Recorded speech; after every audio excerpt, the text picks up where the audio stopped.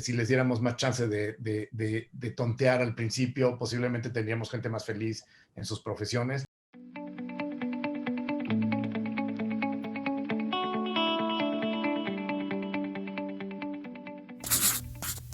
Buenas tardes, chavos. Bienvenidos una vez más a esta edición de entrevistas. En esta ocasión tenemos a un gran arquitecto, Juan Carlos Baumgartner. Pues nos va a dar un poquito de su tiempo para platicarnos cómo es su proceso, su caminar, su día a día en lo que es la carrera de arquitectura. Y pues vamos a escucharlo. Bienvenido, Juan Carlos. Este es tu espacio. Gracias por acompañarnos. Primero que nada, queremos saber cómo fue que iniciaste por este camino, qué fue lo que te impulsó y por dónde pasaste, cuál fue tu trayectoria académica para llegar hasta donde estás ahorita. Bueno, muchas gracias por la invitación. Yo la verdad es que desde que tengo memoria quería ser arquitecto. Mi papá es ingeniero, mi mamá decoradora, y siempre hago la broma de que si metes eso en una licuadora sale un arquitecto. Y yo tuve la ventaja de tener como muy claro literalmente desde que tengo memoria, que quería ser arquitecto, ¿no? Y siempre, mi papá siempre fomentó muchísimo como la curiosidad de nosotros, entonces siempre nos traía juegos como de armar o juegos pedagógicos todos, ¿no? Mis primos se burlaban de nosotros de repente por eso, pero creo que también eso fue una gran influencia en mi vida, porque al final del día estaba rodeado siempre de Legos o de cosas similares, para ir armando y construyendo cosas y viendo cómo funcionaban. Entonces, de alguna manera, yo siempre he pensado que tuve la ventaja de no llegar al final de la carrera, al final de la preparatoria, y tener que tomar una decisión tan trascendente como a qué te vas a dedicar en cuestión de semanas, ¿no? Para mí siempre fue muy evidente que quería ser arquitecto. Sí, porque es como tú mencionas, todos tenemos ese gran dilema de, ¿y ahora qué hago? O sea, ¿qué prosigue? O te metes a una carrera y ves que no es lo tuyo y regresas y hasta que encuentras, ¿no? Hasta que encuentras tu hilo. Y creo que a los jóvenes les hemos metido una presión inútil de tomar la decisión como si fuera algo para siempre, ¿no? Y como si fuera súper importante que Ajá. además empezaras a estudiar a lo que te vas a dedicar luego. O sea, creo que la verdad es que muchísima gente estudia una carrera y terminan dedicándose a otra cosa. Si les diéramos más chance de tontear al principio, posiblemente tendríamos gente más feliz en sus profesiones. Yo afortunadamente pues no tuve que tomar esa decisión radical, ¿no? Muy bien, qué padre, de verdad, qué padre que tuviste ese gran oportunidad de tener luego la selección de qué hacer de tu vida. Pero cuéntanos, desde que estuviste en la carrera, empezaste a trabajar hasta que saliste, porque ya sabes que es algo que la mayoría de los que estamos estudiando y terminamos de estudiar, tenemos como obstáculo, ¿no? O sea, los que no tienen trabajo todavía, ¿qué voy a hacer? Y los que tienen trabajo, pues se la llevan un poquito más a la ligera, como mencionaste ahorita. No tienen ya por qué preocuparse, ya luego salen y ya tienen un trabajito. Pero tú iniciaste saliendo de la carrera o a mediados o a inicios de la carrera. No, yo empecé a trabajar, yo era un poco rebelde y mis papás tomaron la decisión muy joven de cortarme presupuesto. La carrera me la pagué yo, entonces yo no tenía la alternativa de no trabajar. No, al principio de la carrera no estaba yo trabajando en nada relacionado con arquitectura, estaba más en una fábrica de marcos y enmarcado. Y en algún punto, como al año, decidí que tenía que de alguna manera meterme a estudiar, a trabajar en algo que estuviera más relacionado. Entonces, yo sí me aventé pues, prácticamente toda la carrera trabajando al mismo tiempo. Estudié en la UNAM, que de alguna manera lo hizo complicado porque es súper exigente dependiendo del taller en el que estudies, pero es súper demandante la carrera. Entonces, literalmente mi vida social desapareció durante el tiempo que estudié arquitectura, porque además pues tenía que trabajar, pero trabajar me ayudó muchísimo, porque pues, primero te ayuda mucho cuando estás en la carrera porque de alguna manera traes una experiencia mucho más del mundo real. Pero después no sales a buscar y empezar de cero en el trabajo, ¿no? Al final del día, cuando terminé la carrera, pues ya traía 3 años, 4 de haber estado involucrado en un despacho de arquitectura, yendo a obra. De alguna manera, por ejemplo, me ayudó mucho el que en esos años estuve como en distintas partes del proceso de hacer arquitectura, desde el tema de diseño hasta obra, y llegué a la conclusión que no me gustaba estar en obra. O sea, como que de alguna manera me ayudó también a entender de la práctica real qué pedazos de lo que de la arquitectura me gustaban, cuáles no tanto y como cuáles me quería dedicar, ¿no? Sí, porque tú sabes que la arquitectura trae demasiadas ramas a las que te puedes dedicar y aunque tú digas, bueno, sí me gusta esto, también hay que tener conciencia, no lo digo por ti, claro, sino lo digo en general, para lo que eres bueno, Claro, ¿sabes? claro. Porque a veces dices, sí, no, es que a mí me gusta mucho estar en obra, sí, pero es que no, o sea, se te dificulta. Lo tuyo es, aunque no te gusta, lo tuyo es el diseño, o sea, ponte a diseñar. Y tú tuviste muchísima oportunidad, muchísimo campo para saber, o sea, trabajaste en varios aspectos de la arquitectura y tuviste el tiempo y la oportunidad de saber qué era lo que quería, como lo Sí, y acabas de la mencionar. ventaja que tuve es que ya saliendo de la carrera, ya estaba yo como completamente enfocado y dirigido a lo que quería hacer, ¿no? Entonces, este, eso también me ayudó a ganar años, literalmente años de avance contra pues, compañeros que tal vez no habían trabajado durante la carrera. O sea, al final yo me fui a vivir a Estados Unidos prácticamente terminando la carrera porque me salió una oferta de trabajo allá y y de alguna manera ya era como súper encarrilado a lo que me gustaba hacer, a lo que yo me iba a terminar dedicando, que de otra forma pues hubiera traído de un desfase de varios años. Y ese desfase después se vio manifestado también en el que muy joven pude abrir mi propio despacho en Estados Unidos. O sea, yo me fui a trabajar a Chicago, estuve trabajando en un grupo de arquitectura muy grande y después de 3 años de estar trabajando allá, me asocié con dos arquitectos con los que trabajaba allá y abrimos Space. Entonces, pues, literalmente tenía 27 años cuando abrí mi despacho, que yo creo que fue tan joven porque pues, ya llevaba años trabajando, ya de experiencia, ya tenía como ya súper encarrilado a lo que quería ir. Entonces, de alguna manera, esas ventajas las fui acumulando y donde se vieron claramente manifestadas fue pues, que pude abrir mi despacho varios años antes de lo que normalmente podrías abrirlo, ¿no? A menos de que Sí, de lo estuvieras en una que, familia de arquitectos ¿no? ah, Que ahí es como mucho más común, pero en mi caso no hay nadie de arquitecto en mi familia, ni que se dedique en cercano a la arquitectura ni nada. Mi papá es ingeniero, pero no se dedica a eso.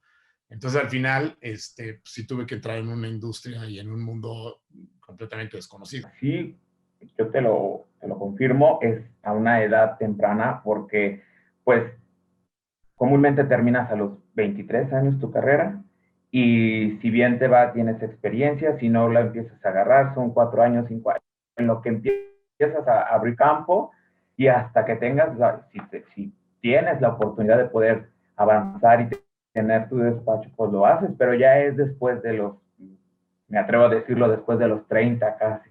Sí, Entonces, sí, tú sí, la verdad, empezaste muy temprano y está bien, porque como comentas, ya tenías la experiencia. Te mencionaba hace rato, la experiencia que te piden terminando la carrera, porque saben que apenas estás terminando y te piden 2 años, 2 años de experiencia en la cual pues muchos no tienen la oportunidad de adquirir esa experiencia porque pues tú sabes que la carrera a veces no lo permite, por lo poco, por lo pesadita que es. Entonces, claro. algunos pues por la obligación de tener que pagar, pues sí tienes que estar trabajando y todo, pero qué Y padre. además también, mi primer trabajo en un despacho de arquitectura, lo primero que me preguntaron fue cuando fui a entrevistar, ¿qué sabes hacer? Y les dije, pues, literalmente nada, pero pues, contrátame y te sirvo cafés y voy de mensajero o sea, al final del día entré no haciendo nada de arquitectura. Pero yo lo que decía era, pues, yo tengo que estar en un despacho de arquitectura porque es a lo que me voy a dedicar y pues si lo que sé se limita a poder servir cafés y ser mensajero, pues arrancaré haciendo eso, ¿no? Sí, tú sabes que por algo se empieza. Por algo se empieza y como tú mencionas, o sea, peor es nada y vas creciendo, ellos vas viendo tu esfuerzo y te van posicionando. Y qué bien, de verdad, me alegra mucho porque tú sabes que algunos, no, es que yo ya terminé mi carrera o estoy estudiando arquitectura y a mí no me pongas a hacer otra cosa más que lo que yo estoy estudiando. Y No, pues bueno, y me no, pasa, desafortunadamente me pasa seguidísimo cuando contratamos gente. En la que no quiero ser la típica generación anterior en la que dice, en mi generación la gente no hacía eso y en mi generación, o sea, no quiero ser ese, el típico abuelo así, pero de repente ujú. digo, puta, ¿cómo los educaron a estos que quieren ser directores de empresa saliendo luego, luego, ¿no? Sí, no, o sea, traen una idea O que, errónea. o que salen pensando que son el siguiente Pritzker de arquitectura y o sea, tienes que empezar picando piedra. Al final de cuentas es el ego que se genera en los arquitectos. Sí, sí, totalmente. Y mencionabas que iniciaste con tu despacho. ¿Cómo fue ese arranque, Juan? ¿Cómo fue ese arranque de decir, ¿sabes qué? Ya tengo tanto tiempo aquí, es hora de que yo tenga que partir mi camino y crear mi propio despacho. ¿Cómo fue que te animaste? ¿Empezaste solo? Luego Pues empezaste con... mira, a mí yo creo que se juntaron varias cosas. Una, cuando me fui a vivir allá, de repente, estando en Estados Unidos, dije, o sea, no conozco a nadie, ¿qué hago aquí? No conozco a nadie, me fui de ilegal, no tenía papeles para trabajar. Pero esa es otra de las cosas en las que, pues dije, esta es una oportunidad de oro. Me dieron una entrevista en esta firma ya. Yo gané un concurso internacional de arquitectura en Francia, Uh -huh. y de ahí me salieron 3 ofertas de trabajo en Estados Unidos. Y esto te digo, fue terminando la carrera, muy joven. Y entonces me fui allá a entrevistar y en este lugar me encantó. Y estos cuates les dije, oye, pues la única bronca es que pues, no tengo papeles para trabajar aquí. O sea, ustedes tendrían que contactarme un abogado y tramitarme los papeles, no sé qué. Y me dijeron estos cuates, pues sí, lo podemos hacer. Pero como que vi la cara de ellos ya querían que empezara, ¿no? Sí, Y entonces les dije, mira, pero no pasa nada. ¿Por qué no lo hacemos así? Yo me vengo sin papeles, tú págame en efectivo y me pongo a trabajar y mi contrato es un abogado. Pues dije, lo peor que puede pasar es que la migra me agarre y me regrese y ya tuve una experiencia, o sea, bastante perdido yo porque me voy a agarrar a la migra y ya no vuelvo a entrar a Estados Unidos, pero bueno, el caso es que me contrataron unos abogados y después de unos meses, ya un poco menos de un año, lograron ya darme mis papeles, y poder ya trabajar oficialmente allá. Pero sí, al principio, o sea, yo no conocía a nadie, hablaba inglés normal, ni siquiera hablaba muy bien inglés. O sea, hablaba inglés para cuando estás defender. de vacaciones, funciona perfecto, pero de repente te das cuenta del día que te vas a trabajar y dices, madre, mi inglés de vacacionista no está al nivel de lo que de repente necesitas, ¿no? Entonces había como un chorro de cosas y yo con 23 años en las que decía, ¿qué hago aquí? Yo quiero a mi mamá. Este, y Entraba entonces en un poco mi posición con estos cuates era, a ver, tú eres el que querías que me viniera, pues no de diva, pero como en una posición como sin miedo a que me corrieran, ¿no? Porque yo decía, pues al final del día pues, tampoco es que ni quería estar aquí. Y entonces en esa postura pues, siempre llegaba como, oigan, es que esto no habría que hacerlo así, muy propositivo, pero muy crítico en muchas cosas que hacían, pero muy propositivo, porque a mí sí me educaron muchísimo a no te puedes quejar si no traes una solución, ¿no? Entonces, nada más estarte quejando sin soluciones no sirve de nada. Entonces, siempre llegaba y le decía, oye, no me gusta que hagan esto, no me gusta cómo estamos haciendo esto, ¿qué tal si lo hacemos así? Y esa actitud me ayudó a crecer mucho en el despacho, pero también por otro lado, de repente llegó un punto en el que estos cuates decían, ahí viene de nuevo este güey, ahora qué quiere que hagamos diferente. Y yo empujaba mucho a que había que meter más innovación, que había que tener como equipos interdisciplinarios, por qué no contratábamos un psicólogo, porque la arquitectura pues, tiene mucho que ver con eso. Y en muchas cosas fueron cambiando y me hicieron caso y hubo un punto en el que ya se escondían de mí. Pero pasaron años en ese proceso. Y en ese proceso trabajé con un cliente que se volvió después un buen amigo, que era un cuate inversionista de empresas, de startups, ¿no? Empresas que están arrancando. uh -huh. Y le hice sus oficinas y en algún punto platicando ya cuando éramos más amigos, le dije pues, como lo que pasaba con la organización, y me dijo, pues, ¿por qué no les compras el despacho de interiores? Y ya yo ahí tenía 26, 27 años, y yo me volteé y le dije, güey, o sea, si apenas me acaban de hace poquito de hacer legal, ni siquiera, o sea, ni siquiera he terminado de pagar deudas, ¿de qué estás hablando? Y este cuate me dijo, no, en el mundo de negocios comprar no quiere decir comprar y no quiere decir con dinero. O sea, Ajá. puedes hacer muchos modelos distintos en los que tú absorbas y les vayas pagando con utilidad del negocio, como que muchos modelos. Y otra de las cosas que me decía es que además puedes salir a hacer un pool de inversionistas, como lo que a él se dedicaba, y me dijo, yo soy uno de los que le entraría.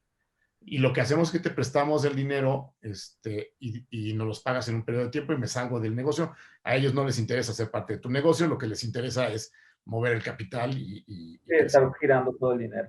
Y entonces, pues me convenció, junté a otros dos que veía yo parecidos a lo que yo estaba haciendo, un amigo en Chicago y una socia que estaba en San Francisco, y tratamos de comprar y nos mandaron a volar y nos corrieron.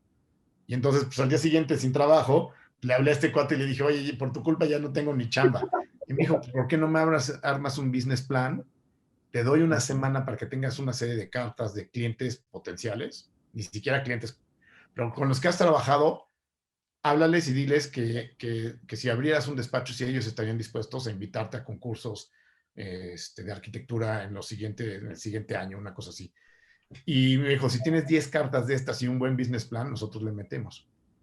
Y así fue como arrancamos. Arrancamos con este cuate que fondeó el arranque y le terminamos pagando 3 años después. Durante 3 años, pues, prácticamente nada más veías pasar el Sí, dinero de un lado a otro. Y así fue como arrancamos el despacho. Y crecimos mucho en esos 3 años. Y a partir del cuarto año decidí regresar a México y abrir las operaciones en México y América Latina. Desde aquí operamos para el sur. mira qué bien. O sea, si no hubieras intentado lo que te mencionaba él, de tratar de comprarle, o sea, si hubieras dejado a un lado esa propuesta que él te hacía, yo creo que siguieras todavía, a lo mejor no, pero todavía hubieras tardado un poco más de tiempo el poder. Sí, sí, definitivamente. O sea, la verdad es que abrí mi despacho orillado por la circunstancia más que otra cosa, ¿no? Sí, sí, sí, sí. Y de verdad, de eso se trata, ¿no? De las oportunidades, o sea, tener y crecer por las oportunidades que se te dan en el instante, porque bien dicen, las oportunidades se dan solamente una vez en la vida, perdón. Entonces, si no las aprovechas, te quedas. O puede llegar otra, pero no sabes en qué momento. De Hay acuerdo. algo, hay algo muy interesante que yo leí acerca de ti.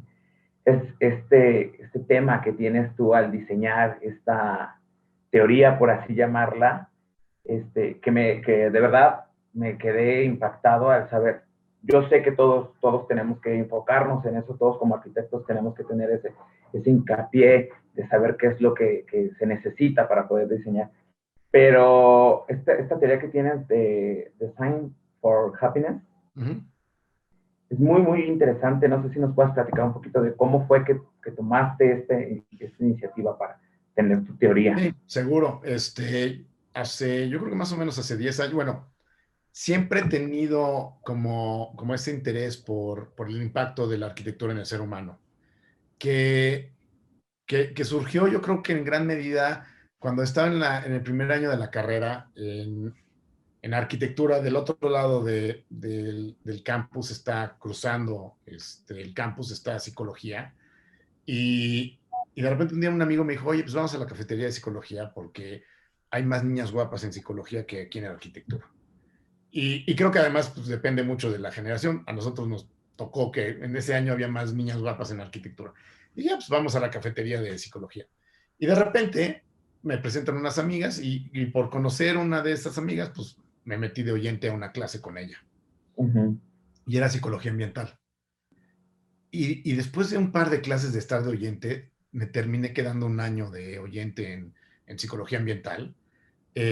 Ya ni pelea a la niña esta, o sea, estaba así completamente absorto con la clase de psicología y, y la conclusión a la que llegué muy rápido fue, no puede ser que los psicólogos, particularmente los psicólogos en psicología ambiental, tengan más claro el impacto que tiene la arquitectura en el ser humano que, que los arquitectos, que muchos de los arquitectos con los El que propio arquitecto. dan clase, ¿no? Y desde ahí se me quedó como metidísimo en la cabeza esta semillita, un poco de lo que hablan los filósofos sobre la arquitectura y lo que hablan y el impacto de la arquitectura en la psique del ser humano. Y después y me metí muchísimo en fenomenología de la percepción y un chorro de cosas de ese tipo, Merleau-Ponty, etcétera. Y después como que lo dejé perdido y hace más o menos 10 años empecé a leer muchos temas que me salían como publicaciones y cosas que tenían que ver con temas de depresión.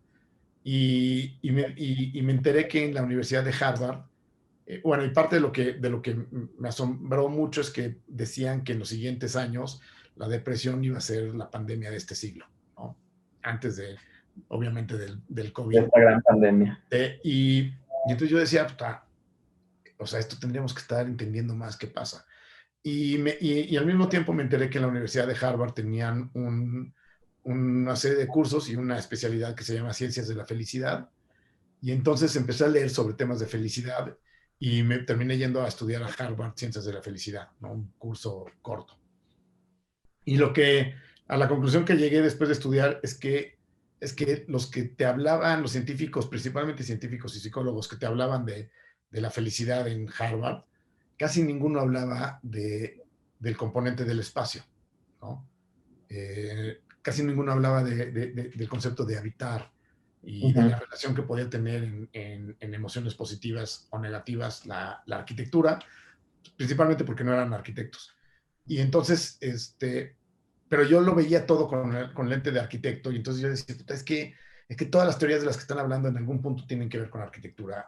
Las Claro. formas, cuando ves los métricos de cómo medir felicidad, hay muchas cosas que realmente lo que estás midiendo es el impacto que tiene la arquitectura en la persona. Entonces al final de repente yo decía, es que la arquitectura es un componente sumamente ligado a la felicidad. Y a partir de ahí empecé a trabajar con ellos en la teoría de Design for Happiness. Después la terminé complementando con la Universidad de Delft en Holanda, que tienen como muchas teorías de la parte emocional del diseño. Y luego pues, nos clavamos muchísimo en metodologías, en investigación, y ya la cúspide de como toda esta teoría fue un TED Talk que tuve la oportunidad de dar sobre diseño para la felicidad. Y la idea del diseño para la felicidad es cómo la arquitectura puede promover emociones positivas en las personas a través de una serie de mecanismos que hoy la neurociencia ha demostrado que funcionan. Y de ahí me enganché con neurociencia, ¿no? Y entonces llevo 10 años metidísimo en lo que algunos le llamamos neuroarquitectura, Ajá. que es como este campo entre la neurociencia cognitiva y la arquitectura. Terminé recientemente mi maestría en Venecia, en el Instituto de Arquitectura y Urbanismo de Venecia, en neurociencia cognitiva aplicada a diseño. Ajá. Y bueno, pues, ha ido siendo una evolución que cada vez se ha vuelto más compleja, ¿no? Empecé preocupado por una parte casi hasta al principio parecía medio superficial, que era cómo la arquitectura te puede ayudar a ser feliz, y después terminé clavadísimo en neuroarquitectura y con una maestría en neurociencia cognitiva, ¿no? Te fuiste brincando de una a otra, y a lo mejor, Pues, quién sabe. están como súper engarzadas, es muy interesante porque al final, este, el, si tú quieres saber algo hoy interesante de cómo funcionamos desde el punto de vista de cognición, percepción, cualquier cosa que tenga que ver con tu cerebro y tu cuerpo, todo termina referenciándose a neurociencia. O sea, hoy yo creo que la herramienta más potente para entender al ser humano está en la neurociencia. Y la arquitectura tendría que entender al ser humano. O sea, una de nuestras responsabilidades debería de ser entender de manera profunda al ser humano, ¿no? Sí, Y entonces, de alguna manera, yo digo, es que La arquitectura habla de cómo entiendo al ser humano y cómo el espacio se relaciona y se conecta con el ser humano. Y cuando te vas al mundo científico, los neurocientíficos están hablando de lo mismo. O sea, todos los estudios son cómo entender de manera profunda al ser humano, posiblemente por otro lado, pero al final del día el ser humano tiene cuerpo y el cuerpo habita un espacio, Sí. sí o sí. Y son tres componentes que no se pueden separar. Los neurocientíficos lo tienen claro. A los que nos falta entenderlo somos mucho más a los arquitectos que los neurocientíficos. Sí, aparte, está clarísimo que la arquitectura tienes distintas maneras, más bien tienes los 5 sentidos para poder entrar al ser humano, que es desde el tacto, porque claro, o sea, todo tienes que cuidar. Cuando construyes tienes que cuidar, como tú mencionas, los espacios, pero también esa sensación que él tiene que sentir al estar dentro, habitando esa arquitectura que diseñamos. Y tú lo acabas de mencionar, difícilmente nosotros lo entendemos, porque tú sabes que sí te lo aplican en la carrera, sí te dicen, ¿sabes qué? Es que el cliente debe de sentir sensaciones, de tener esas emociones, Pero, pero pero es una pasadita. muy superficial y con unos conocimientos patéticos. O sea, Sí, yo claro. lo primero que te diría, por ejemplo, no tenemos cinco sentidos, tenemos muchísimos más. Y los sentidos funcionan de forma multimodal. Entonces ni siquiera son independientes. Un sentido multimodal, te voy a decir un ejemplo. Eh, Resulta que en una parte del oído tenemos una estructura que es como una especie de cantilever, que tensa como que tiene unos tensores y cambia la tensión de esa estructura. La tensión de esa estructura cambia dependiendo de lo que ves. Entonces el chiste de este mecanismo es que dependiendo de lo que ves, escuchas. Nunca escuchas igual.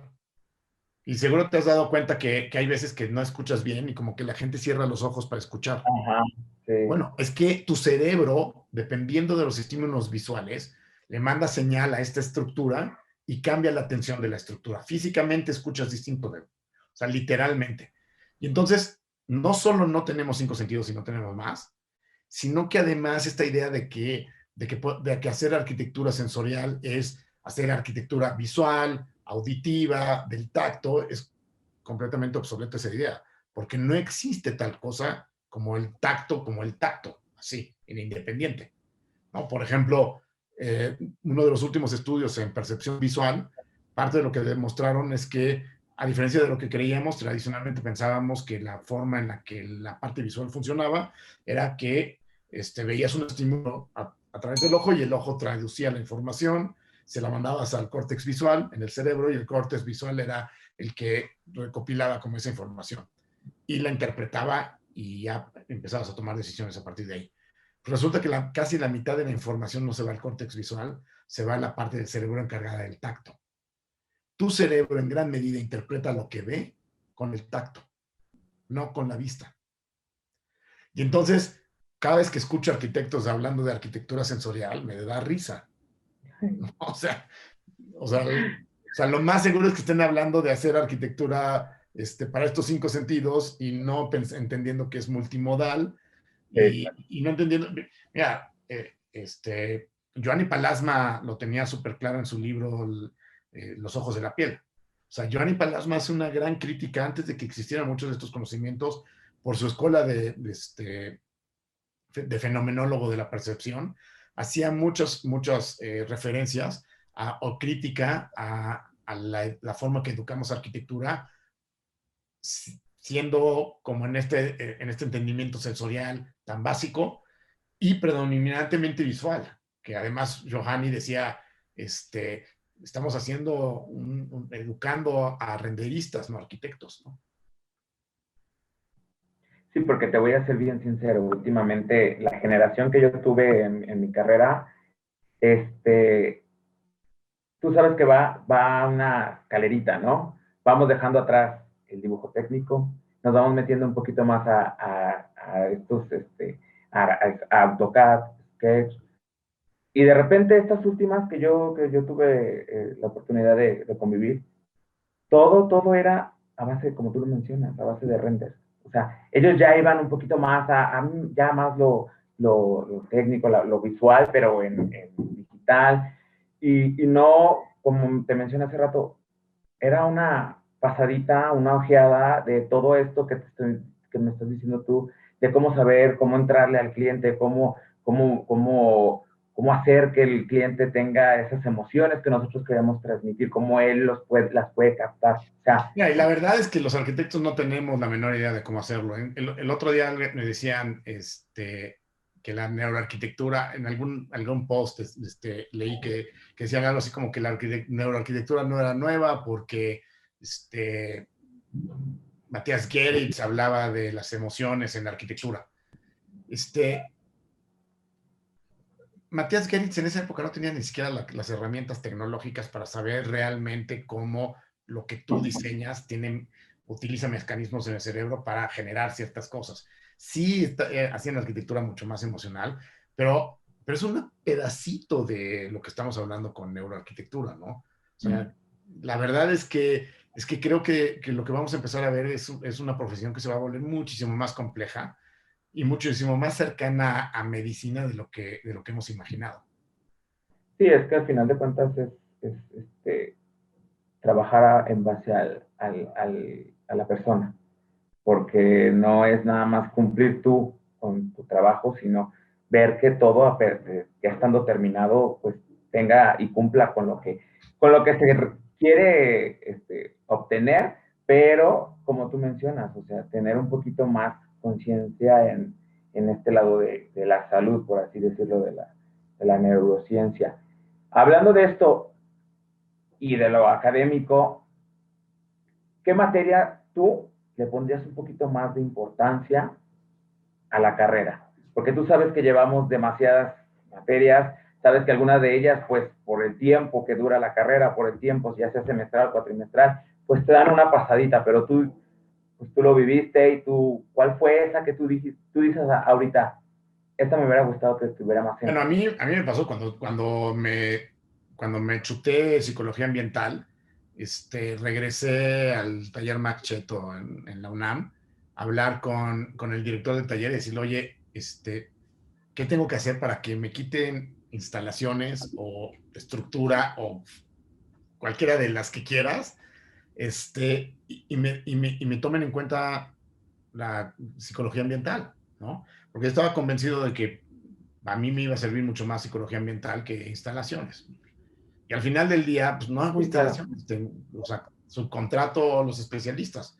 Sí. Pues no se pudo. Y fui a hablar con el director de arquitectura, no se pudo, y fui a hablar con el director el rector, y lo que me decían, por ejemplo, el director de arquitectura me decía, mira, en el futuro posiblemente va a ser viable en el que tú armes tu currícula dependiendo de lo que tus intereses.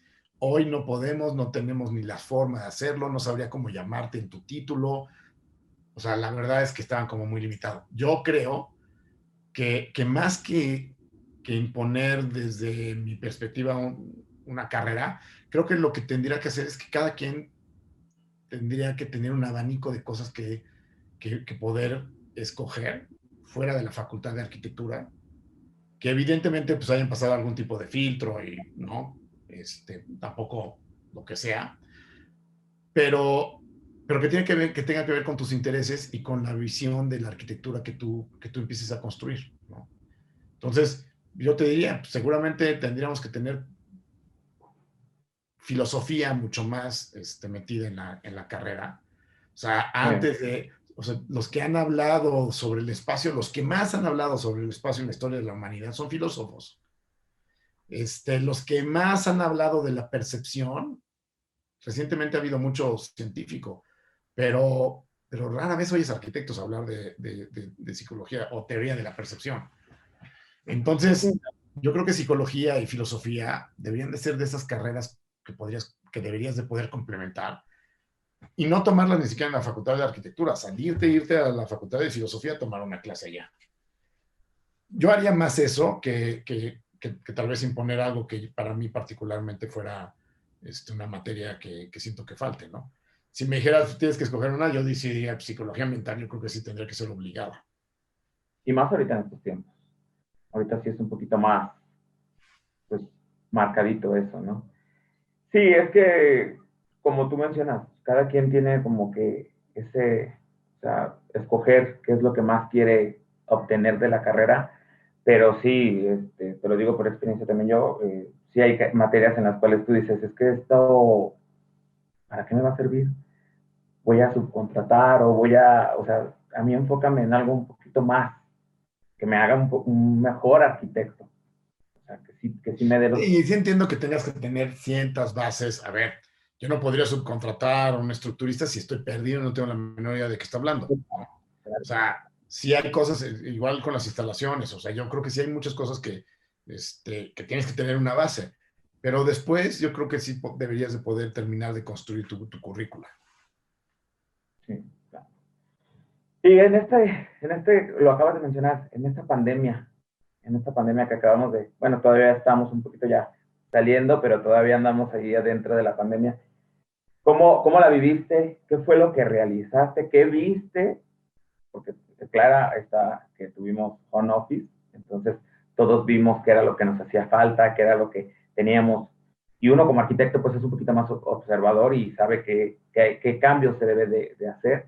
¿Cómo lo viviste? Bueno, hay una cosa que fue interesante porque la teoría de Design for Happiness de alguna manera tomó muchísima relevancia recientemente y fue como retomada por medios y la gente quería saber como un poco más del tema porque eh, creo que a todos les pasó en el que empezaste a ser mucho más consciente de tu entorno construido de lo que eras antes, principalmente de tu casa, ¿no? En Sí, el momento que pasas tanto tiempo, pues empiezas a valorar y empiezas a darte cuenta de muchas cosas, ¿no? Entonces, una de las que creo es que la gente empezó a ver la arquitectura de una forma que no la veían antes de la pandemia. En muchas cosas de lo que hacemos de diseñar oficinas y ese tipo de cosas, pues fue súper evidente que la gente tenía ya las herramientas para trabajar diferente, que la oficina del espacio físico no necesariamente es un lugar para trabajar, que el espacio físico posiblemente es un lugar en el que puedes construir cultura, en el que puedes generar innovación, que puedes hacer muchas otras cosas y el concepto de ir un espacio para ir a trabajar ya es medianamente obsoleto. Entonces yo creo que ha sido sumamente interesante, ¿no? sí, no, es que, sabes, o sea, duras mucho tiempo. Duramos mucho tiempo en casa y empezamos a tener las observaciones que normalmente, pues como entrabas, llegabas, salías, entrabas, salías, no durabas el tiempo aquí, pues no tenías la oportunidad de, ¿sí? Entonces, pues sí, no, sí fue un cambio muy radical, o sea, como que todos empezamos a valorar ese lugar. También yo me di cuenta que mencionaste eh, que cómo nos tenemos que adaptar en esta nueva generación por la pandemia a lo que se dice la tercera revolución de los espacios. ¿Cómo es que llegaste a tener este concepto? Bueno, yo creo, ha habido dos grandes revoluciones en el espacio de oficinas. Una que fue con la que inician literalmente como el concepto de oficina, como consecuencia de la revolución industrial y muy, muy alineado con conceptos de revolución industrial.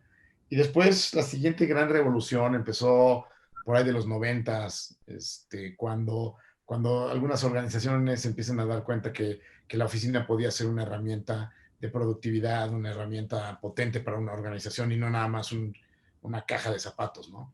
Y a partir de ahí surge como pues, mucho de lo que ves hoy en día, como los Googles y estas cosas muchísimo más divertidas.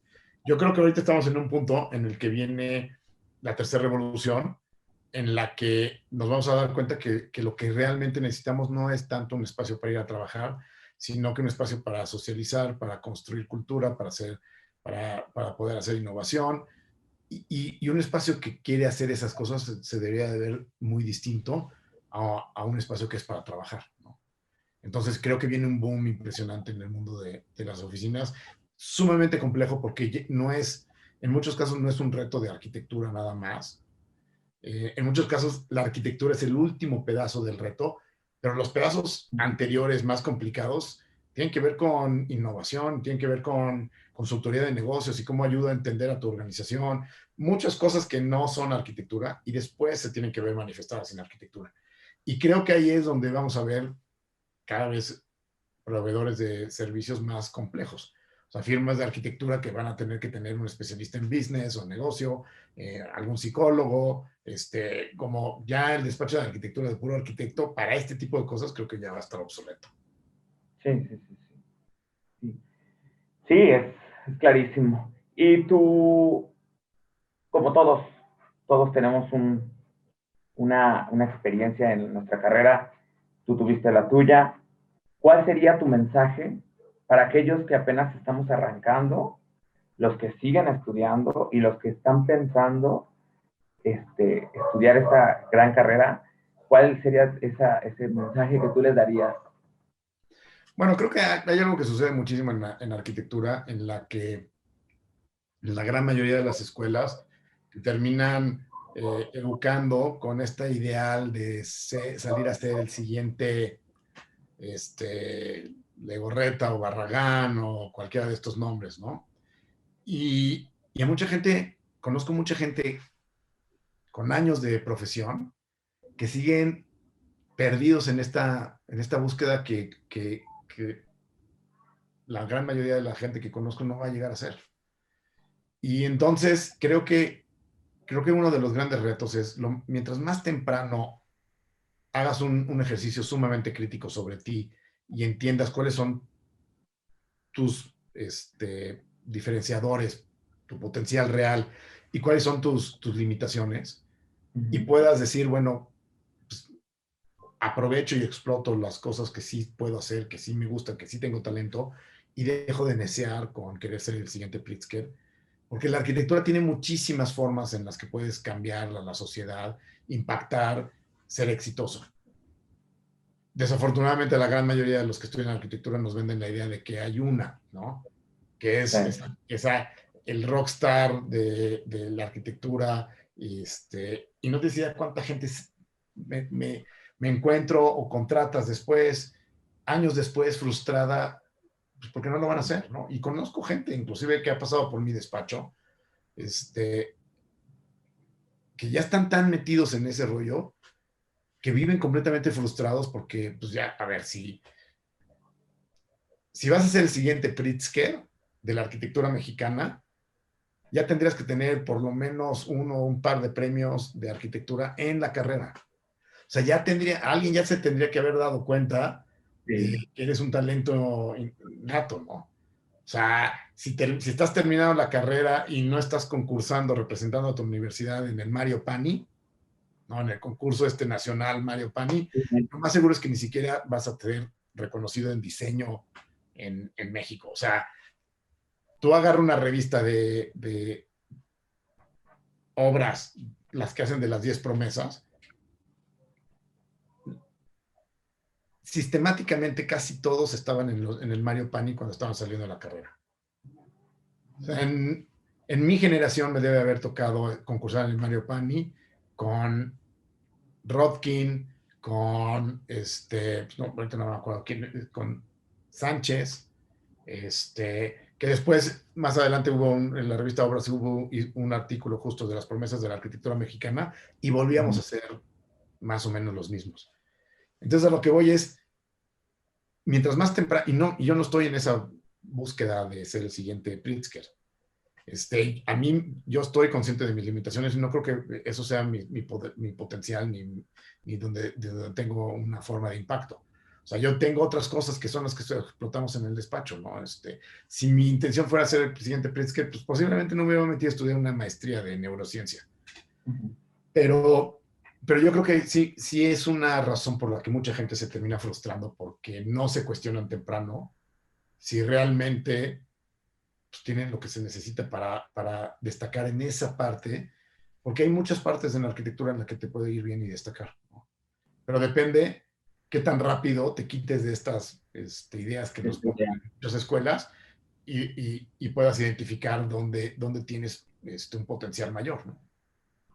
Sí, tienes razón. O sea, y es paso a paso, como tú mencionaste. O sea, si no tienes un premio, dos, tres premios, ¿cómo quieres de ser reconocido para el premio mayor, por así decirlo, ¿no? Sí, y mira, y muchas cosas, y es interesante, yo empecé a tener como muchos premios de arquitectura en diseño, muy joven, y hoy en día el despacho tiene, ya como profesional, tenemos más de 100 premios de diseño internacionales.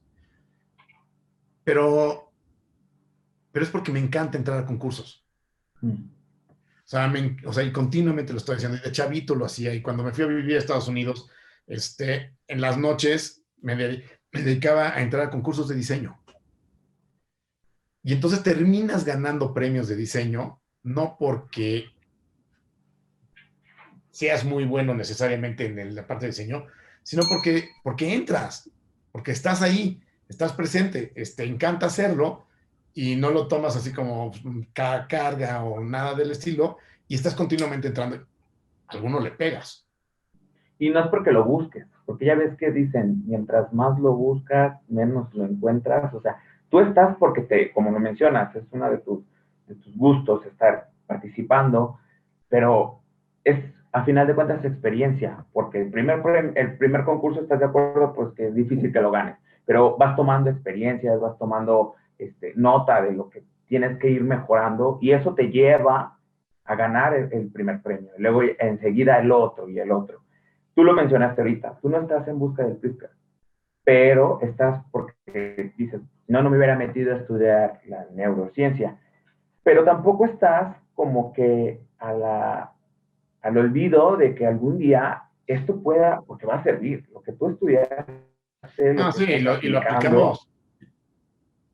O sea, va a servir muchísimo. Lo aplicamos en el despacho, en los proyectos todo el tiempo. O sea, acabamos de terminar posiblemente uno de los primeros proyectos de arquitectura que lleva neurociencia metida en todo el proceso y es de los primeros edificios en América Latina resultante de un proceso de neuroarquitectura.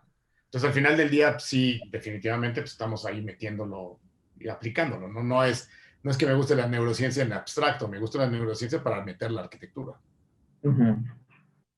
Sí, no, o sea, te digo, poco a poco tú vas viendo todo eso que al final de cuentas tú no sabes si te va a o sea, yo en lo personal es algo que sabes que tienes que tomar en cuenta, pero jamás me puse a pensar lo tan importante que es como para llegar a estudiarlo, como tú lo estás haciendo, porque al final de cuentas sí, o sea, no hagas arquitectura por hacer arquitectura, o sea, piensa lo que vas a hacer. Y esperemos, de verdad, te lo digo de todo corazón, esperemos que esto que estás haciendo crezca todavía más y que llegue a todos los arquitectos que piensan que nada más es construir por construir. Y analicemos que tenemos que tener esa conciencia de saber el por qué estamos creando ese espacio, para quién y cómo se va a fusionar esas dos personas, o sea, esos dos conceptos, el espacio y la persona, porque es lo más importante al final de cuentas. De acuerdo. ¿Qué más te puedo decir? Más que agradecidísimo por haberte dado el tiempo de platicar, charlar con nosotros. Muchísima suerte, de verdad, muchísima suerte con lo que sigues haciendo. Un gustazo, un placer, que mexicanos estén creciendo en todo esto, porque al final de cuentas, pues, tuviste que crecer por fuera, ¿no? O sea, tuviste que ir creciendo poco a poco. Llegaste aquí a México, trajiste tu despacho y ahorita nos estás brindando y nos estás compartiendo todo ese conocimiento a través de tus obras y a través de lo que nos estás brindando, que es lo de Design for Happiness. Y de verdad, te digo, sigo yo todavía sorprendido, más que sorprendido, emocionado por este tema, porque es como que mi próximo apunte para seguir informándome acerca de esto. Muchas gracias por la invitación y pues bueno, pues quedamos en contacto. Sí, entonces pues cualquier cosita ya andamos. Claro que sí. Bueno, gracias, cuídate. Hasta luego. Hasta luego. Pues bueno, chavos, esto ha sido todo por el video de hoy. Espero que haya sido de su agrado. Si les gustó, dejen manita arriba, suscríbanse al canal de YouTube y síganos en nuestras redes sociales, que se las dejaré por este lado. Ahí encontrarán el link para descargar gratuitamente la revista que se estará subiendo mensualmente. Encontrará temas de su agrado, temas sobre la arquitectura. Yo soy Roberto Tavera y esto fue una edición más de Entrevistas para la revista 477. Nos vemos hasta la próxima. ¡Chao!